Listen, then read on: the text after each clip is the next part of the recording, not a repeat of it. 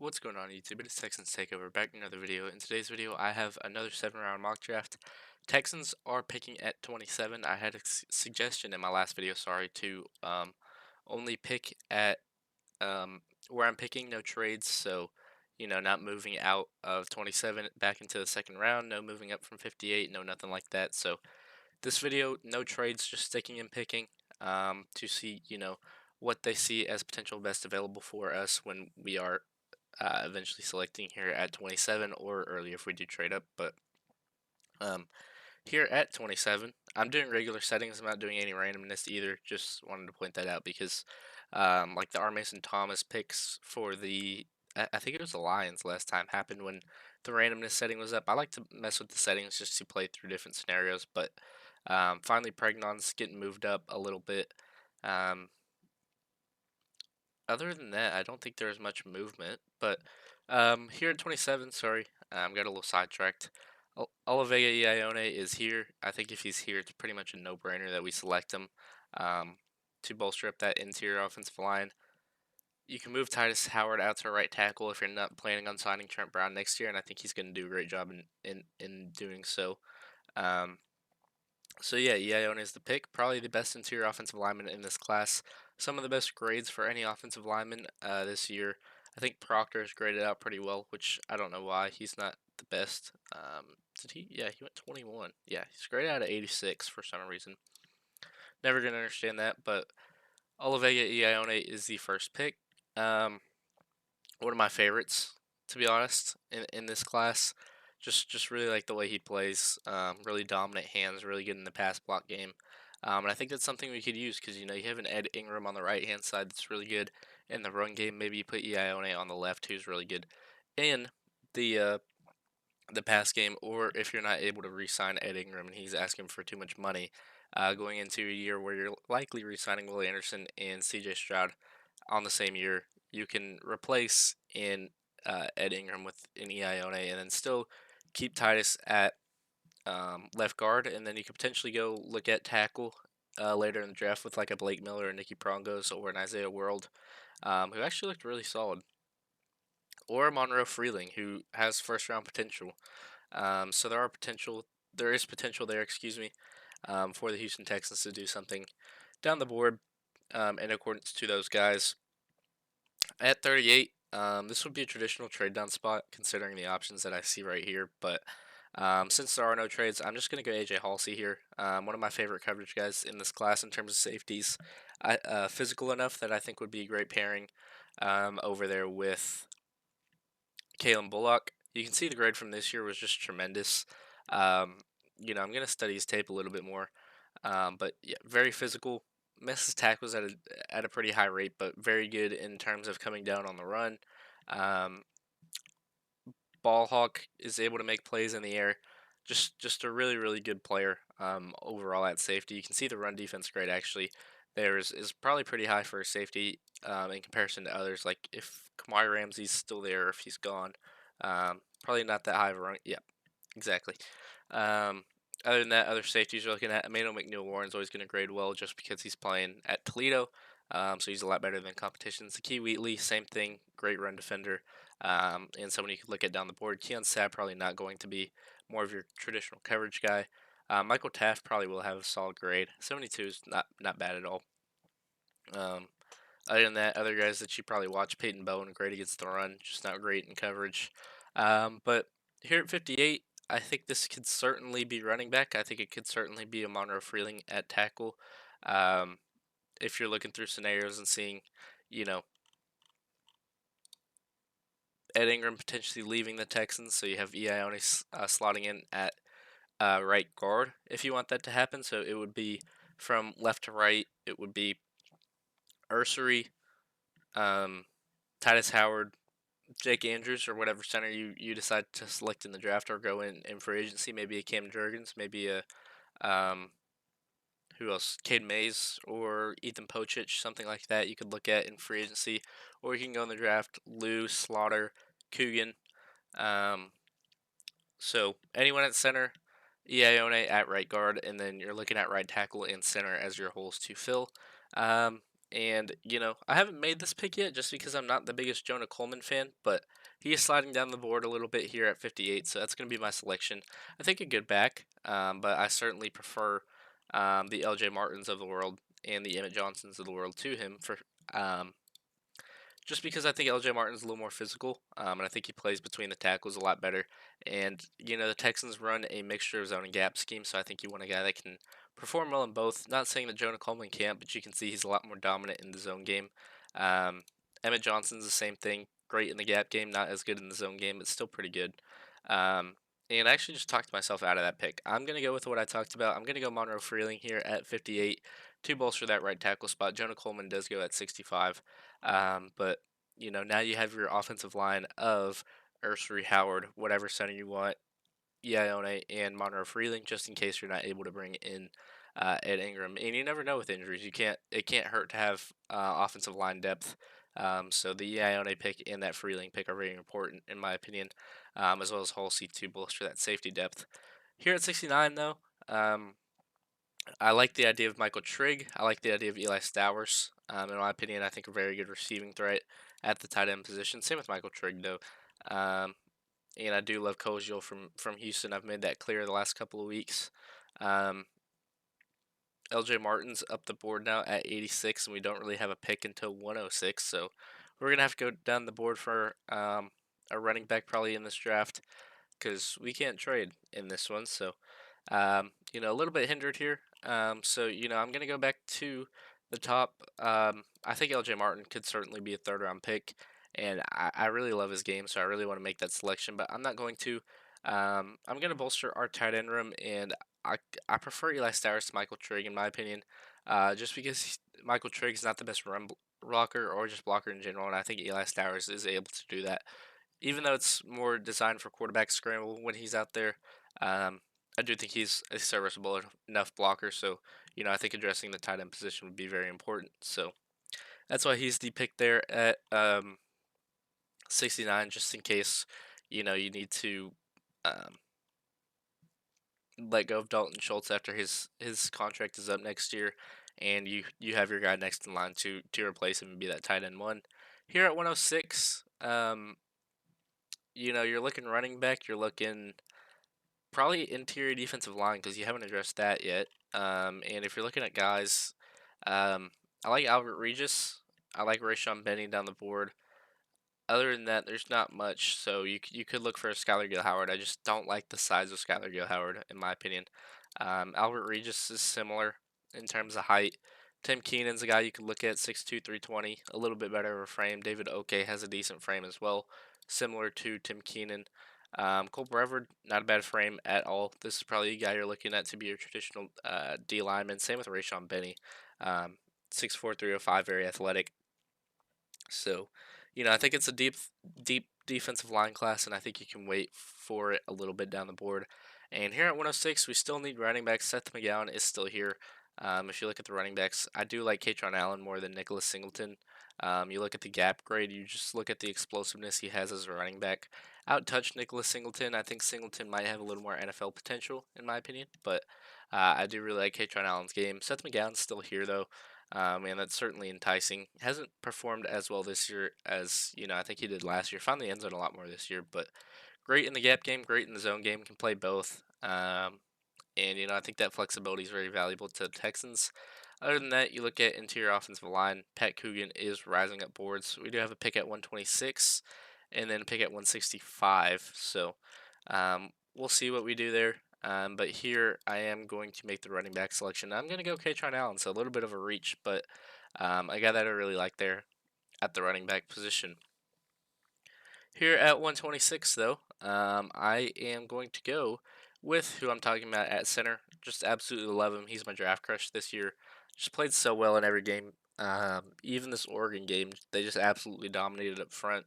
Mendoza was 17 for 20, and Coogan's one of the best pass blockers in college, in my opinion. So it's going to be my pick there at 126. I think able to lead the offensive line next year.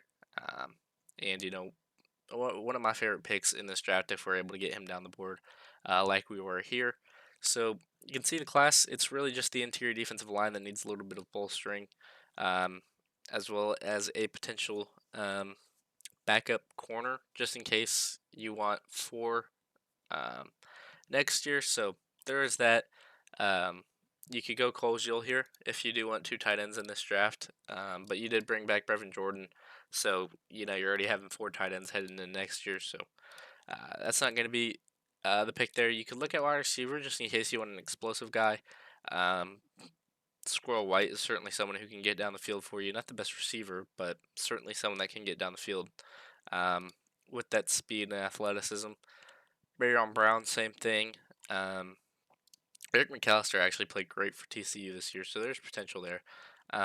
If you do want a wide receiver six, then you can certainly look at one down the board. But I'm gonna look here at the D lineman. Demonte Capehart is not bad at all. Traditional size too for a defensive lineman, and that's gonna be my pick here at 175. Um, just a guy that you can plug in, and I think would be able to play for you immediately on that rotation, and I think would be serviceable enough if you do need to lean on him a little bit. I just want to see where did Cole Brevard. Okay, Cole Brevard went at 163. That certainly would have been my pick if he was there, but goes two picks before. It's fine. I do think that um, you can't go wrong with Demonte Capehart. You watch the tape. I think he's a good complement to Peter Woods. It's just how much is his play inflated by Peter Woods? Don't really know, but I guess we'll see if he does end up coming here. Last picks in the draft, 242 and 243. I'm gonna go down the board a little bit. A guy that I really like. Another one of my draft crushes. I do have a spreadsheet, and I have Noah Whittington as like my RB7 or RB6. Just really like him. You know, good in gap, good in zone, and I think if we're not looking at running back in free agency, if you bring in two, I think they're going to be able to compete with Woody. So you have a three-horse backfield, especially with Woody being um, a little banged up in a couple games this year. I think you can't go wrong with having depth there. And then last pick of the draft here. I don't know what I'm gonna do. You could look at your wide receiver six. You could look for a back quarterback in case Davis Mills heads over and becomes a starting quarterback somewhere. That's what I'm gonna do. I think Kalik Manis, excuse me. That's a hard name to pronounce. So that's gonna be my pick there. Just to be quarterback two, quarterback three, and that's my draft. Probably not going to be graded well just because with trading around you do kind of have to reach on some players a little bit. But yeah, there's everything. And it's going to be a two-part mock draft because that was certainly quick. Since you're not doing trades, there's not much to really explain. So there's going to be two 7-round mock drafts in this one just for y'all to compare and contrast with moving around the board compared to staying put. So this was part one. And I'll see y'all for part two. Here we are on part two. This is where we're going to be able to move around the board if we want to. So we're going to slow it down a little bit as Dante Moore goes one. That's a little bit random. Carnell Tate doesn't go till 10. Cowboys are able to get Jeremiah Love. And Ione goes there at 22. Lomu goes there at 25. So looks like the Texans are not getting offensive line here. Um, so, you know, kind of just talked about it. We have trades available to us. Teams that want it, the Seahawks moving back to 32, so you still have your first round option. I don't think that'd be bad at all. They just don't have the draft capital that I'm really looking at. So if you give 106, I'd do this if it's able to get across the board. 58% chance it's accepted. So move back about 5 spots. Seahawks are able to move up, get the guy that they want, and then we can reevaluate the board at 32 to see who we want. Christian Miller goes there. And at 32, I'm going to make Amari Washington a first round pick. Just guy that I really like on the interior defensive line. I know some people would prefer a Christian Miller, but I think Amari Washington's all around game is great. Didn't really perform the best against Indiana, but I don't think anyone did, so I'm not going to hold anyone to that standard there. As they just absolutely got dominated, to be honest. So there's that, but I think Amari Washington will be a great player in the NFL. I think certainly someone that's going to have first round pick potential as the draft process moves along. So we still have 58, and I'm going to use 58, and probably I'll do next year to get to the Dolphins pick, and then maybe 160, 126. Next year 3, and then give us 111. No, 149. That's fair. I'll do that. So move up to 43, give away 58, and you can see we have 64, 69, 43, and 38. And here at 38, I made this pick in the first part of the mock draft. I'm going to go AJ Halsey. Um, Again, same reasons why I selected him. And, oh, Pregnon goes right there. That's who I wanted. That's why I traded up. Um, yeah, but AJ Halsey, ball hawk, physical, comes downhill. Um, and just a really exciting player, someone that I'd really be excited if we do bring him in. Um, and Pregnon goes, which is really tough to deal with. Um, Sorry, I forgot to full screen, but um,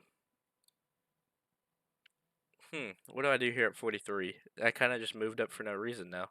It feels like. R. Mason Thomas is still there. That's definitely a steal. He's certainly someone that's not going to play on the interior defensive line for you, though. And you kind of already addressed that. I'm gonna go with linebacker. I'm gonna go Anthony Hill. I don't think that's a bad pick. I think that's a great alternative. If Pregnon does go there, obviously that means you haven't addressed the offensive line yet, and you've gotten 3 defense picks with the first 3 opportunities when you need to address your offensive line pretty heavily.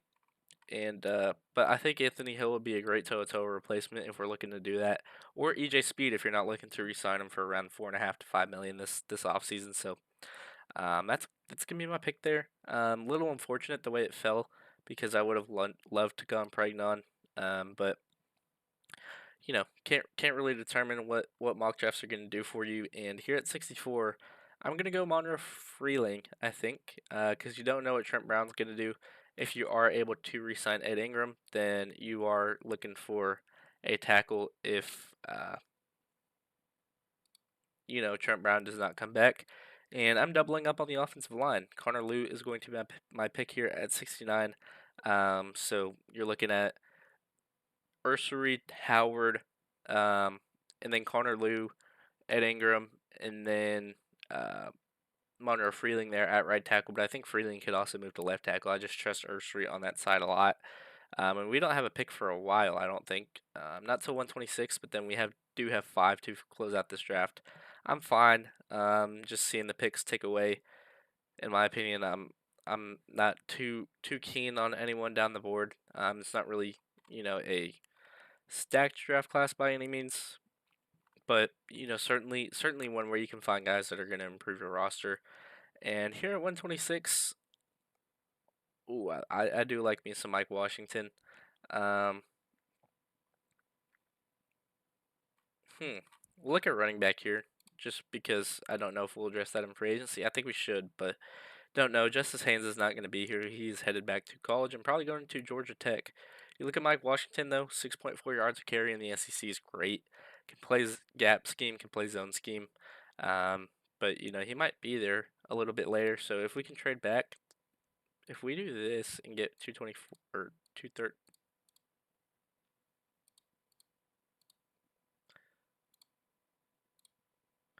if we're able to do this, I'm doing this all day of the week, and we are. So pick up 4 more picks in this draft, and Nicholas Singleton does go there, and he is still there. So that's gonna be my pick. Mike Washington here at 135, running back out of Arkansas. Just really like the way he plays, and I think he'd be a good complement to Woody Marks if we don't bring someone in for agency. And even then, I think he'd be a great RB3 if he was available there. Here at 149, you address your needs on the offensive line, you adjust your needs on defense, and you adjust your need at linebacker. So I think this draft is shaping up pretty well. You could look tight end here probably, and I talked about him in earlier. I like Tanner Colgiel a lot. Miles Kitselman is also very decent, just not really your prototypical receiving tight end. I think he's more of a blocker, but um, there's that. Other than that, you're looking probably. I mean, Nate Borkirkshire, excuse me, is a huge tight end. You can see 6'4", 250, not the size of Colegial, but just a very stocky tight end, mid plays for A&M when they needed it. So there's potential to bring the in-state guy in-state, but I think you keep the in-city guy in-city if you're able to. And I'm going to wait for my next pick to take him. Um, Here, I'm going to go corner. I like Jermaine Matthews' game, to be honest. I just don't think he has the size to be an outside wide receiver. The player that does and the player that's played great this year is Davison Igbinosun. Little penalty prone the 2 years prior, but this year he really stepped up his game. 6'2", 195, prototypical outside corner if you do need some depth out there. So that's going to be my pick as someone I selected in my last mock draft in. DeMonte Capehart just went there at 152. 159, it kills me to not go Pat Coogan, but I mean, I already went center in this draft. I don't think you need two. And Tanner Kojiel is going to be my pick here pretty easily. 6'7", around 250. I guess I can just look through his profile here. 727 yards, 6 touchdowns, so a receiving threat at the tight end position, and you see the size. I think you can develop him as a run blocker if you really want to, with the size and frame he has. As I'm not going to make any more picks, so I'm just going to go turbo. And then here at 214, um, Cole Wisniewski is actually a very intriguing option, just because of the amount he's able to turn the ball over. Um, he definitely had an interception this season. I literally remember watching it in the Big 12 championship, but he's able to play linebacker if you want him to. He's able to play over the top if you want him to. Um, but I'm gonna go with the pick that I don't think I've made before. And some people may not like it, but don't know if we're gonna re-sign British Brooks. Probably if we do as a special teams guy, and we do run with a fullback. And if you want a jack of all trades at fullback, Eli Heidenreich is certainly that. You look at the grades, able to play receiver for you, able to run the ball for you. 1,000 receiving yards, 500 rushing yards, just a Swiss Army knife there. And I think a valuable guy to have if you're able to find him late in the draft. So it's a little extravagant pick there, but I think it's a fun one and certainly something I haven't done yet. And I just do like the player that Heidenreich is just because of the versatility he offers teams. So that's gonna be my pick there. Um, Same thought process as the last draft. If there's possibility that Davis Mills is moving on to find a starting job, maybe in like a Minnesota or something like that, then you're probably looking at quarterback, someone to bring in. I'm gonna go Taylon Green just because I think his frame is going to prove valuable. And even if CJ Stroud gets hurt, you're able to just have security and run packages with the quarterback. Not the most accurate, good throwing over the middle, which we do need. Um, and kind of turns the ball over at a pretty high rate, but able to run the ball, so you do have security there because you'd be able to run the ball. I think pretty effectively if CJ did went down with him there, as well as Woody or Mike Washington there, his teammate from Arkansas. So a little bit of a connection there. Here at 242 though, I might double up on running back and go Dean Connors. To be honest, is Peyton Bones still here? No, he went to the Jags, of course. Um, no, Whittington's still here. I did this in the last mock draft though, so I'm not gonna do that. I don't know what I want to do. Maybe you look D line, just get some depth there. Keyshawn Silver's not bad. What do I want to do? You could go linebacker depth and get Bryce Bowshitter, who it's been great for Oregon all year. I think pretty old though. Yeah, 24, but I think would be able to be a great special teams guy with the athleticism he possesses. So that's gonna be my pick there at 242, just to be a special teams guy, be a serviceable roster slot. And then with my last pick in the draft, I saw someone down the board I liked as well. Landon Robertson is the guy that I really like, just because not prototypical size, but I think someone that could get to the quarterback if you want him to. He reminds me a lot of a Puna Ford or a Tier Tart in my opinion. So let's give me my pick there to round out this draft, and I think this draft is going to look a lot better than the last one. At least I hope so. As this one's a B, I think I don't remember what the other one was. As they want Avion Terrell was there when I drafted AJ Halsey. I didn't even notice that. Um, yeah, that would have been a great pick if you wanted. I guess that would mean you move Petrie back to sit. Nah, he's too good in the role that he is. But Avion Terrell would certainly be able to be that nickel or that third corner if you want him to be. But there's my draft with trades. So a lot different than the first one that I had with no trades. You can see the amount of picks we had in this one compared to the last one, and I think that's what we really need to start doing is building through. Um, building through the draft because you know how much money you're about to allocate in free agency, or well, I guess the offseason to Stroud and Will Anderson. So getting guys that can play for you for 4 years on rookie deals, like Tanner Colgiel at that tight end position, like Mike Washington, to pair alongside Woody Marks on pretty cheap contracts. Connor Lew, Sam Monroe Freeling to be a potential tackle for you. I think he has first round potential, Monroe Freeling, but obviously just doesn't grade out too great right now. But I think certainly throughout the draft process, with the lack of true tackles there, he might find himself up there a little bit. So yeah, that is everything. Let me know what y'all think down in the comment section below. Which draft do you like more? Drafts with trades or drafts with no trades? And I'll keep moving forward with the ones y'all prefer because at the end of the day, it's a channel basically driven by the fans. Whatever y'all want is what I'm gonna do. So yeah, just let me know down in the comment section below which one you prefer. And thank y'all so much for watching. If you did enjoy this video, please be sure to like, subscribe, and as always, it's Texans Takeover, and I'm out. Peace.